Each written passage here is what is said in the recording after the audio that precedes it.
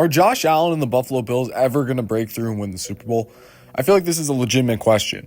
If you have a Bills fan in your life, hug them, tell them you love them, because they're absolutely going through it right now. The Buffalo Bills just lost yet another heartbreaking playoff loss to not the Kansas City Chiefs, the Denver Broncos.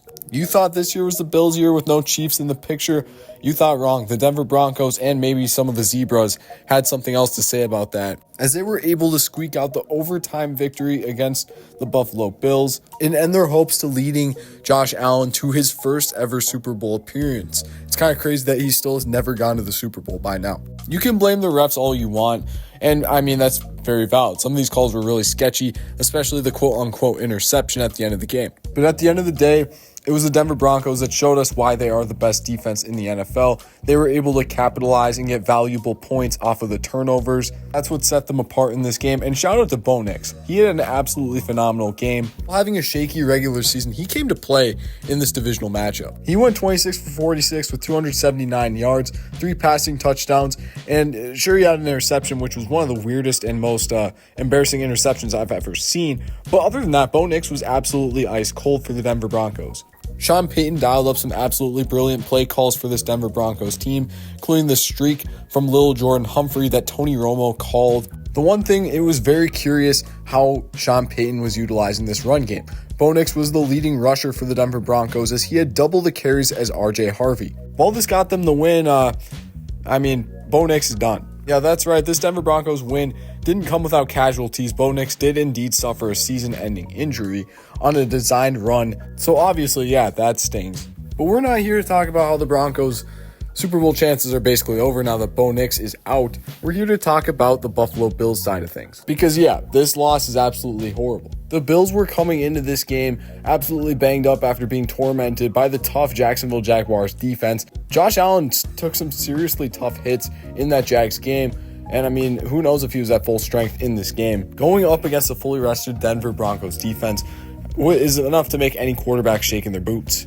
Either way, Josh Allen fought valiantly, and while he had some absolutely boneheaded and confusing turnovers that ended up costing them the game, they still were in the game the entire time to the last seconds of overtime.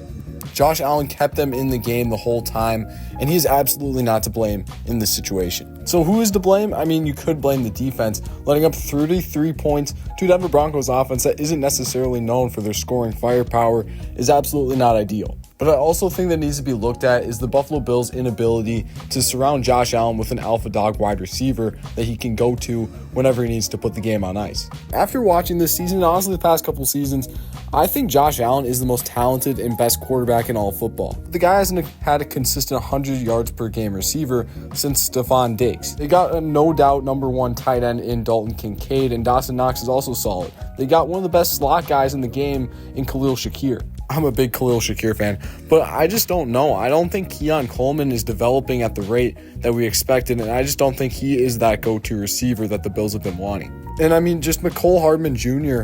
and Brandon Cooks are just not going to get it done in the playoffs. We've seen this time and time again. And while the interception was kind of bogus, I mean, if you're not going to blame the refs, you got to blame Cooks on this one. And while this Bills defense is pretty solid, they're very old. Joey Bosa, Tre'Davious White, Matt Milano, these guys are all getting up there in age. They were great in the regular season, but you just can't have the Denver Broncos go for 279 yards in the air against you in the playoffs. So where do the Bills go from here? Honestly, I think they just run it back next year. And yeah, that's their best option. I still think that at the end of the day, Josh Allen can beat anyone in the AFC. It's just unfortunate that he got the Denver Broncos slated against them, fully rested, and their absolutely terrifying defense. But please, by all means, can the Bills just get some sort of number 1 receiver for Josh Allen to throw the ball to? Because I guarantee you get Josh Allen this receiver, and this team will be far and away the best team in the AFC.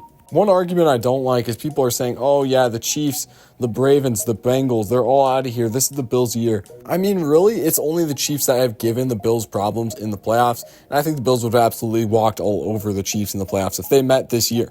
Josh Allen owns Lamar Jackson in the playoffs. It's a known fact.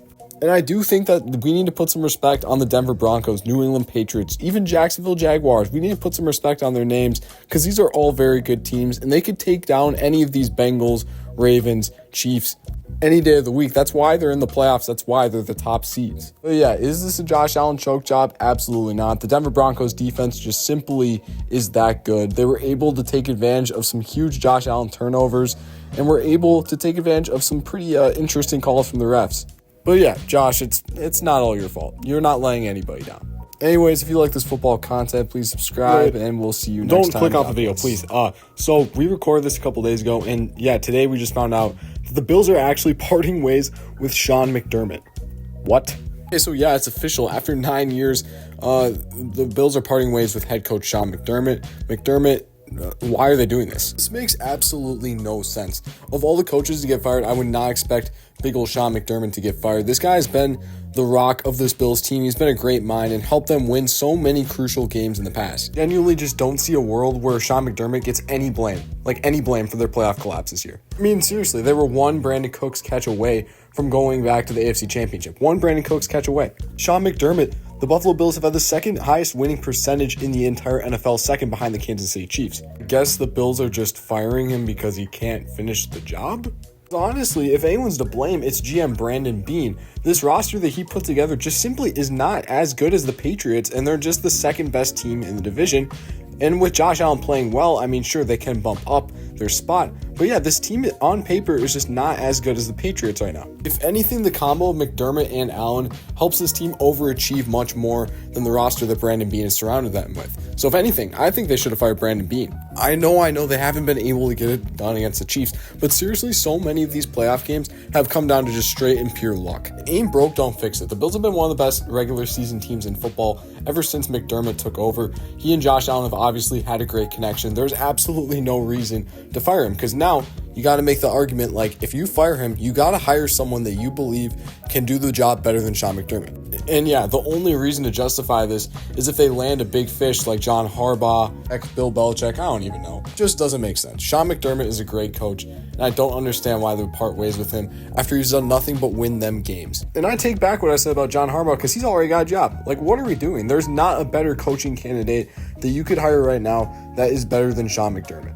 I mean, yeah, if Sean McDermott is not safe, then that just shows how cutthroat the NFL coaching business is. And for real, this is the end of the video.